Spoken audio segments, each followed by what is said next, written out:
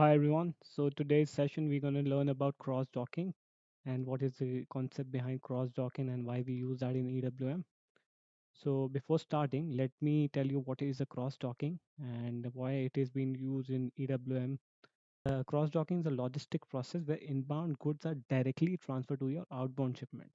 So there are many type of cross-docking that we generally use in embedded EWM is opportunistic cross-dock based on real-time availability of outbound demand. Okay, but we also have planned cross-docking or retail merchandise distribution or push deployment, pick point distribution. So all these are not relevant. Today we only going to talk about opportunistic cross-dock. So we have two kind of cross-docking concept. The first one is the inbound driven and the second one is your outbound driven. So what happens in inbound driven concept of cross-docking? So the process starts with a good arrives at your warehouse, that is your inbound delivery. Based on what comes in, the system check if there is a matching outbound orders or not. If it finds that it is having matching outbound delivery orders, it will automatically or immediately send those goods out without storing it into your warehouse. Okay. So for example, a warehouse receive 50 television from a supplier. Okay, the system sees there is a pending outbound orders for 30 TVs to a customer. So it directly sent 30 TV from the receiving dock to the shipping dock. Okay, so this is the concept of inbound driven. Whereas on the outbound driven side, the process starts with an outbound demand, sales order, delivery, then system check if there's there any inbound delivery which are expiring that can be fulfilled with this order. So before storing, okay, so system will try to take that delivery and directly ship it to the customer. Okay, so example for this is a customer places an order for, let's say, 100 chair. System sees that there are 100 chairs arriving tomorrow, so it will plan to cross dock those chairs directly when they arrive. In that process also there is no storage needed. Okay, so this is the concept behind the inbound and the outbound driven cross docking. So let's get started and understand what are the steps that you need to have before configuring your cross dock into this system. So the first thing that you need to do is to activate your body. Okay, so this is your business add-ins. So you have to go inside SPRO. Um, you need to go SPRO, SAP reference IMG, SCM extended warehouse management. Go inside business add-ins, bodies. For extended warehouse management, you need to go inside cross process setting, cross docking, which is CD. Here you have to activate opportunistic cross docking, which will be EWM trigger opportunistic cross docking inbound. Then you have also for outbound. So by default, it will be automatically activated, but if it is not ticked, you need to tick that, otherwise it will not work. Okay. So both of these bodies you need to check. And the next thing that you need to define here is inside your SCM basics, you have your master data. Inside that, you have your product, and you need to define your product group type with product group. Okay. So I have taken a standard C1 is for inbound driven cross docking and C0 is for outbound cross docking. And you have to also assign it to a product group. So C1 is assigned to an inbound cross and C0 is assigned to your outbound cross-dock. So this configuration, this master data needs to be added from EWM to ECC. Okay. For ECC, you need to go inside your material master MM02, open your material, go to basic level data 2 and scroll down. You will find a product group type. Just paste what you have created as product type and product group. Okay. And save it. Now you have to go inside your product master but there will be a different T code //SAP APO mat1. So you have to go inside this and go to your global data, write down whatever product you are using, and go to change. If it is not coming after, you just need to go to property 2 and see that it will automatically come from your material master from ECC to EWM. Okay, this is C1 and C2, C0. Now you have to activate your stock determination group and then assign it to your product master. So what will happen with the stock determination group or stock determination process?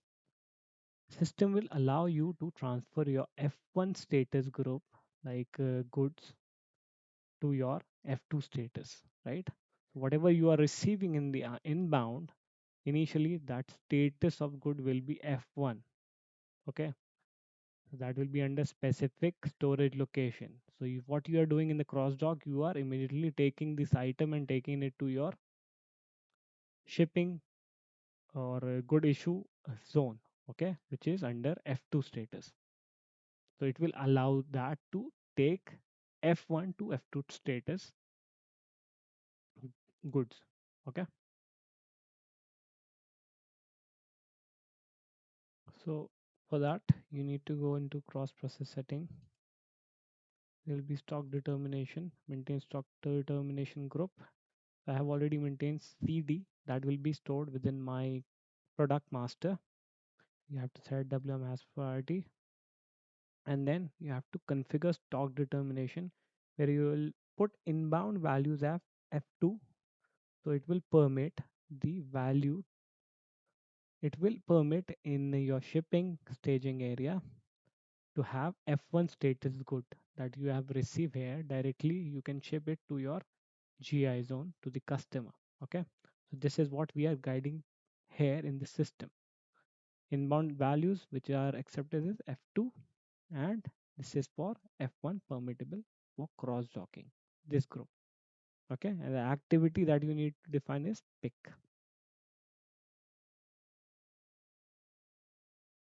And this stock determination group will be added into your mat1 transaction, which is your product master. Go inside that. This is your warehouse data. Scroll down and you will see stock determination group. You have to write whatever you have created. I have only created CD, so I am assigning that. Okay.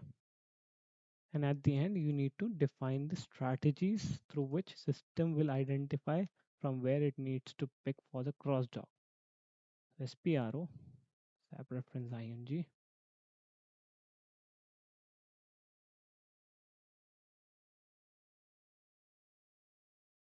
Code issue process, strategy, specify storage types or sequence. Here you need to search EWM1. So I have this picking activated where I have added 9010 as my storage type. This is my 9010. As you can see, I've also added two other storage type, which is my 0010 and 0020. Go back, determine storage type search sequence, stock removal. Here you need to search what I have created, EWM1. As you can see, this will activate as my removal indicator, and this warehouse process type will activate. Then it will pick from this particular uh, storage type search sequence. Okay, and this is my removal rule, stock removal rule. So now we're gonna create one inbound VL31N, my purchase order, creating one only. Stock placement is done. Copy, PRDI, you need to make sure it is under your good receive status. So if I do that, good receive, you can see this process has been completed. Now I'm saving this delivery of 500,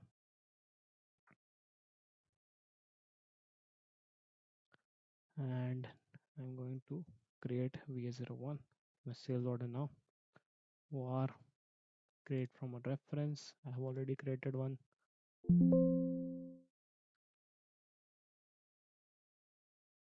I want one quantity test, save it.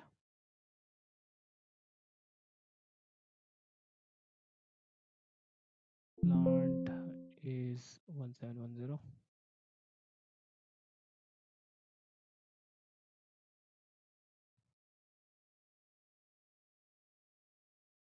Now we can save this. Order has been saved. Go to delivery 1710.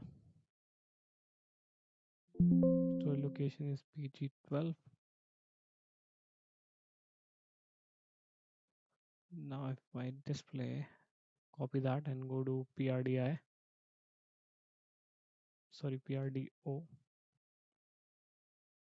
paste that, execute. You'll see the trigger which is happening here between GR zone to GI zone. What we need to do now, create a warehouse task. Here, if I go inside default values, you can see destination is GI zone. If I click on create, coming as warehouse task, if I go inside that, you can see source bin is 9010 GR zone and the destination is this stock removal. Stock can be removed. You can see these many stock link in it from which system is trying to identify which stock needs to be picked from the staging area to your inbound staging area to your outbound staging area. You can see warehouse order has also been created. You can confirm it here.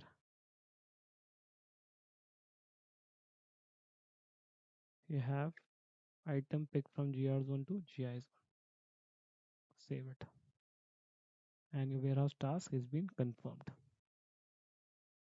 I hope this video is helpful for you guys, and for more such videos please subscribe this channel, and we will try to create more such videos for you.